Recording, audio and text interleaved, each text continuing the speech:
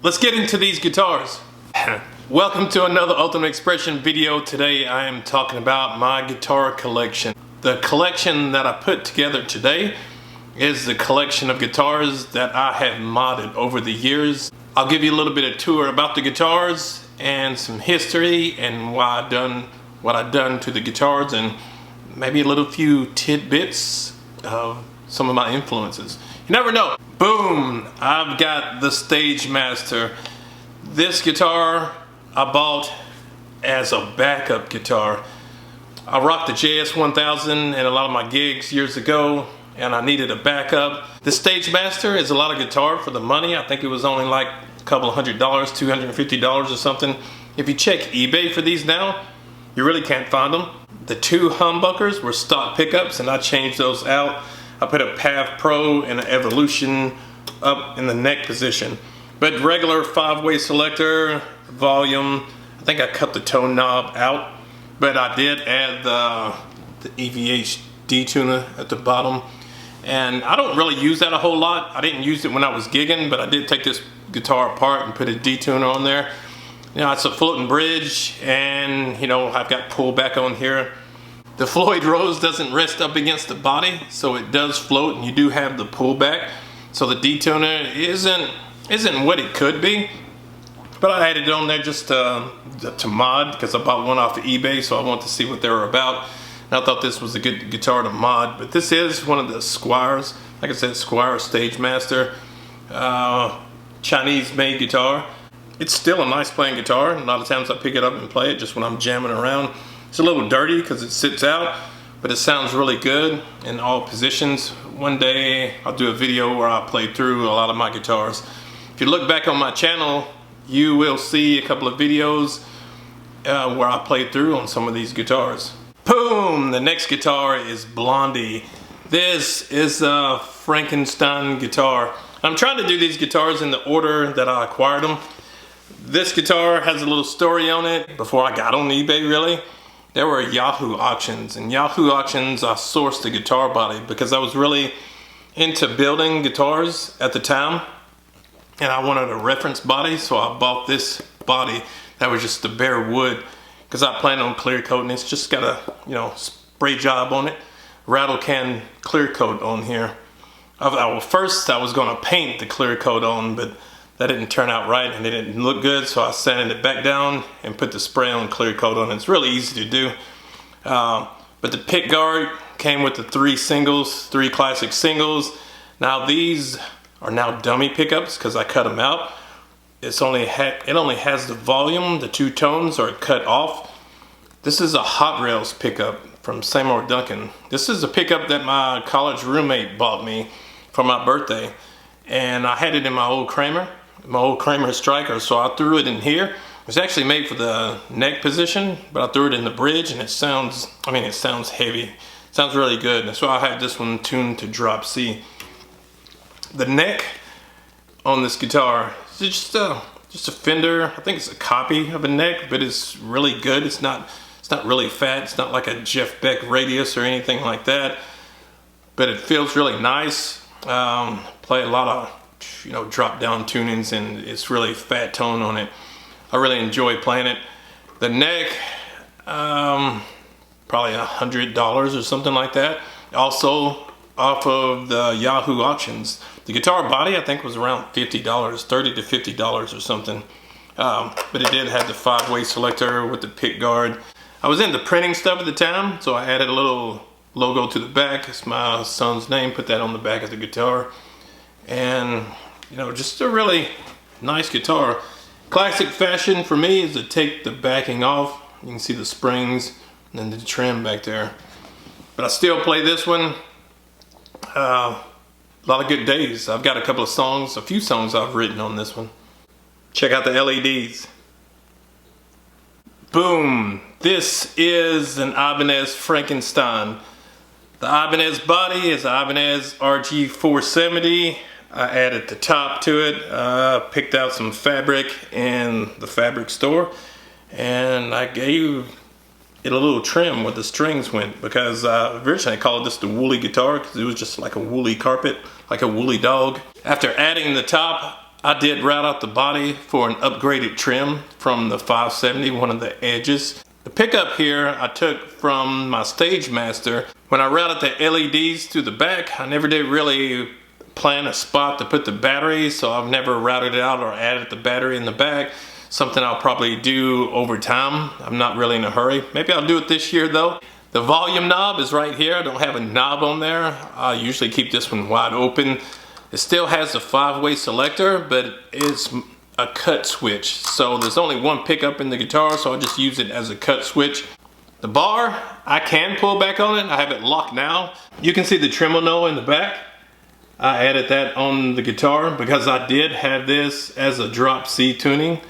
Right now I have it in the E flat. I've had it in E standard just as well.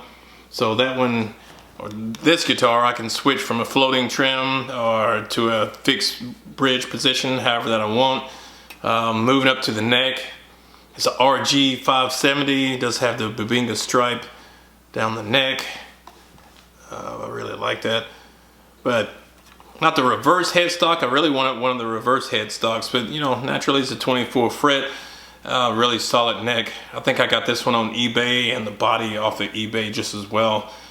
But it's not really made to sound great just because of the pickup. It's more of like a little showpiece, you know, with the woolly top, the LEDs. You can see I painted the tuners white down there, kind of matches the pickup. I was going to paint some other parts of the guitar white, but I just didn't get around to it. A couple of the things I've done, the paint really didn't stick, so I had to strip the paint back off. But this was before the FU tone days where you could buy these. Now I think you can buy the tuners and things. I was going to do the tuners white just as well. An influence of that was Monkey from Korn had a guitar where he had white accents on it, and it was an Ibanez. So I, you know, took a little influence from him, but there you have the woolly guitar. Boom! This one is another guitar from the RG series from Ibanez. So this is one of the heaviest guitars that I've owned, and I didn't know these guitars were that heavy when I bought it. I got it for a good deal. I can't remember the exact number that I gave, but I did get it off of eBay. But I've done some mods to this guitar. I put a Sustainiac in this one. So the only reason I really bought this one is to do the mods. And I guess I made a good choice because it was heavy, a lot of wood that I had to route out. Show you the front of the body here. See that body without the ring light. But all stock hardware. I didn't change anything out, didn't change the trim or nothing out. I just routed in and put the Sustainiac up here in the neck position. I got the first Sustainiac, you know, that come with the humbucker. Originally it was a single coil. They just came out with these, the humbuckers, so I jumped in and I got one of those. And I really had to do some research online to figure out how to wire it up and install it. They had instructions, but I didn't have any other references out there to how other people done their Sustainiacs. Just the single coils, all the installs that we had. Again, this was a time to where not a lot of YouTube, not a lot of reference videos. It was more forums and pictures and things like that. I believe I found some things in the Ibanez rules or gym forums. But 5-way selector. Got my volume knob. I took the tone out. I really don't use tone knobs, but I got the selector switches for the Sustainiac. This is your standard trim in there. And Bubinga stripe neck, of course. Now the back, the wiring in the back of the guitar, how many springs I got? I've got the battery box right here. I went with this configuration as opposed to up and down. Just, it fit better in the guitar and it looked better. I don't know. Some of you guys I know that I've seen have gone with the battery box that went up and down. I chose to put it like this. I can't remember at the time.